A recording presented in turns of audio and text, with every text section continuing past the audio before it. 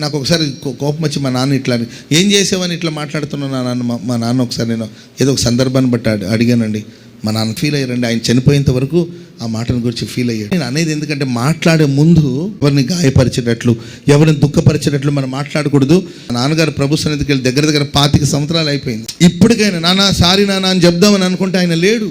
యవన కాలాన్ని బట్టి వ్యత్యాసం తెలియదు కనుక కన్న తండ్రి అనకూడనే మాట ఆ స్థాయిని మించి, నా స్థితిని మించి మాట్లాడగలను కదని ఒక మాట నోరు జారి మాట్లాడేశానండి. నా హృదయం దుఃఖపడిపోయింది. ఏమనలా మా నాన్న అమ్మతో బాధపడ్డాడంట. చూడండి ఎంత మాట అనేసాడు. ఆ తర్వాత మా అమ్మ నన్ను తిట్టిది, ఏరా పెద్ద చిన్న ఇది లేదరా నీకు, అలా మాట్లాడే వెంటనే మీ నాన్న ఎంత ఫీల్ అయ్యాడంటే అప్పుడు నేను తెలుసుకోలేకపోయాను. అమ్మను కూడా దబాయించి నేను దాటేశాను. కానీ ఇప్పుడు దగ్గర 25 సంవత్సరాలు దాటిపోయిందండి మా నాన్న ప్రభు సన్నిధికి వెళ్ళి. కానీ ఇప్పటికీ ఏదైనా సందర్భం వస్తే అది నా మనస్సుని తొలుస్తూనే ఉంటుంది. అయ్యో నాని నేను అలా అనుకుంటుంటే బాగుండేదేమో, నాన్న సారీ నాన్న అని ఈరోజు నేను అంటున్నా కూడా మరి ఆ మాట ఆయన దగ్గరికి వెళ్ళదు కదా. నాన్న వాళ్ళు ఆస్తిని ఇవ్వలేదని, లేకపోతే తల్లిదండ్రులు నాకేమి ఇచ్చారని మాట్లాడే అవకాశం లేదు. ఎందుకంటే అబ్రహాం ఇస్సాకుకి ఏమి ఇచ్చాడు, ఇస్సాకు యాకోబుకి ఏమి ఇచ్చాడు, యాకోబు యోసేపుకి ఏమి ఇచ్చాడండి.